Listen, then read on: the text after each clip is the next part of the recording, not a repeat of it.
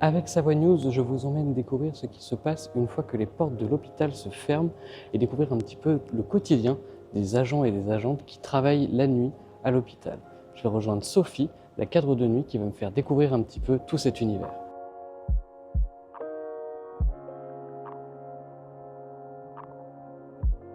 Eh bien, alors en début de nuit, après avoir pris les transmissions auprès de ma collègue de jour, qui m'informe des choses qui restent en stand-by, comme par exemple des défunts à transporter à la chambre mortuaire, je fais le tour de la capacité des lits de notre établissement et celui de Aix. Je le mets à jour, ce charmant papier, et je vais le donner au médecin régulateur du SAMU, qui lui permet d'orienter les patients en fonction des disponibilités, des capacités, et surtout les lits d'urgence.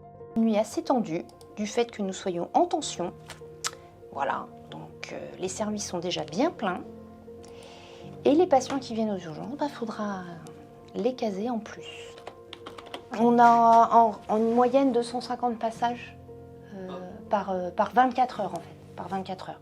Donc là par exemple ce soir on a déjà enregistré 143 personnes et on a 55 personnes aux urgences. Donc 55 personnes aux urgences, ça veut dire qu'il y a de l'attente. Voilà. Et 143 passages, c'est pas mal parce qu'on est déjà... Donc ce qui veut dire que ce soir, si on rajoute ce qu'on prend habituellement, 20 à 30 entrées, voilà, on peut finir assez haut. Mais il me reste 3 lits tension et 3 surtension en chirurgie. Pour ma nuit. Pour ma nuit, ouais. Il n'y a pas vraiment de nuit type sur les gardes d'étage.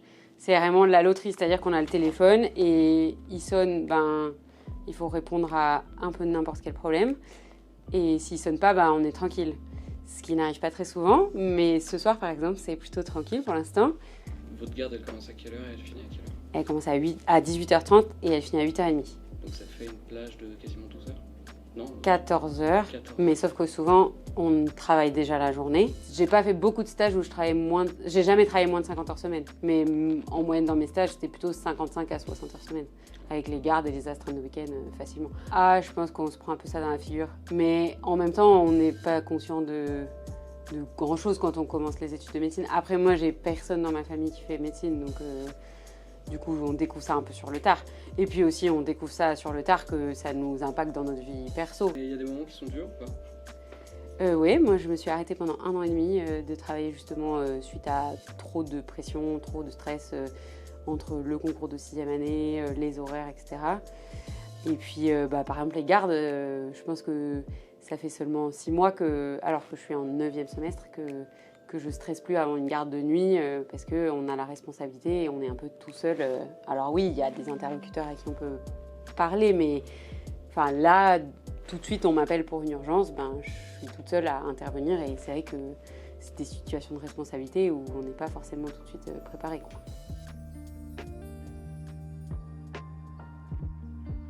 Alors, le métier d'ARM, c'est le premier maillon des urgences d'entrée à l'hôpital. Les ARM décrochent les appels du 15, font un premier tri entre urgence et permanence de soins, ensuite envoient les moyens, prennent les bilans médicaux et aident le médecin à l'orientation des patients. Quand vous avez une famille qui appelle parce qu'ils ont un suicide violent, des enfants qui vont pas bien, en fait c'est un peu des vagues. On peut avoir des choses très très banales qui même pas nécessiteraient un appel. Et juste après, une famille qui appelle parce qu'il y a un gros accident, il y a un défenestré, il y a un arrêt cardiaque. Je pense qu'il faut être ferme pour que les gens sachent qu'on prend les choses en main. Il faut qu'on arrive à diriger le questionnaire pour avoir les infos qu'on veut. Donc il faut être ferme, attentif et ferme.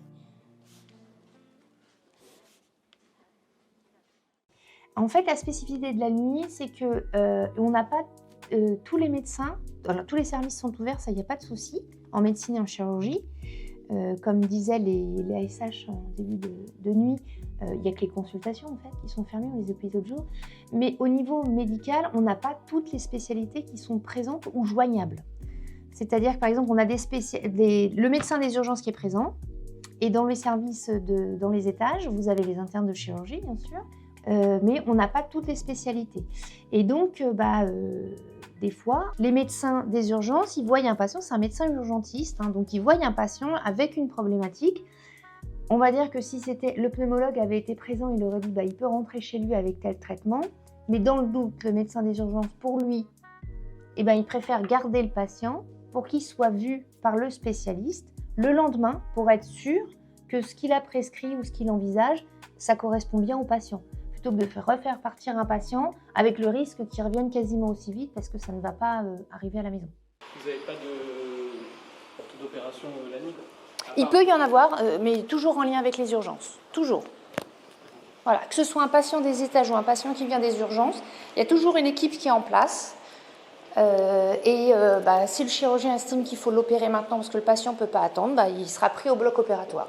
Il y a toute une équipe qui est de garde et qui attend en fait. Aucune nuit se ressemble. Il y a des nuits qui sont très calmes, il y a des nuits qui sont plus agitées. En fait, c'est ça le propre de l'urgence, c'est qu'on ne sait jamais ce qui va nous arriver.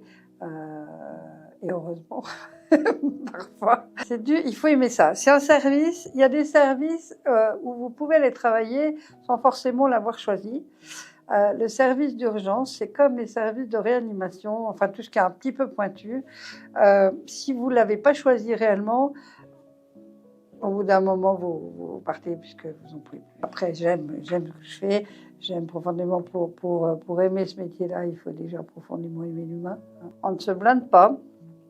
Le jour où on est blindé, on peut aller travailler ailleurs. Parce que si on se blinde, ça veut dire qu'on est plus sensible.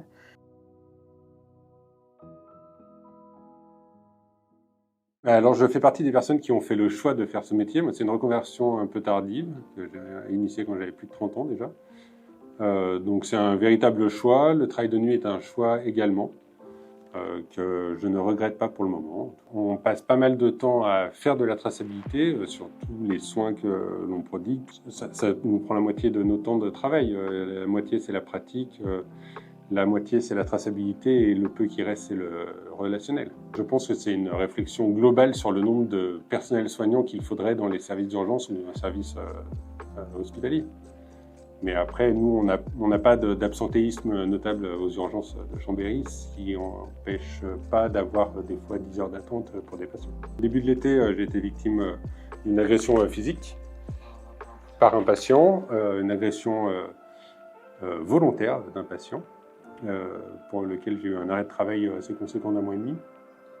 Donc, effectivement, c'est notable parce que ça va jusqu'au dépôt de plainte, ça va jusqu'aux poursuites judiciaires. Je suis revenu avec plaisir. Il y a des situations de travail, soit qui concernent des agents ou qui nous concernent personnellement, quand on est face à des situations qui peuvent nous impacter dans nos valeurs ou dans nos ressentis. Oui, c'est difficile et oui, on se remet en question et c'est là qu'on se dit j'irais bien garder des chèvres dans le Larzac. Et puis on digère, voilà, et on réattaque.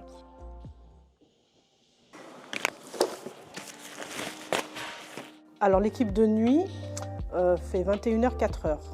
Et on est 3 dans l'équipe, où moi-même je fais 19h30, 2h30. Pour moi qui ai connu le travail de jour, bah oui, ça n'a rien à voir, puisqu'il n'y a plus de contact. Il y a plus de contact avec les patients. De jour, on a le contact avec les patients. Les ASH font les hospices, donc elles sont en contact avec les patients.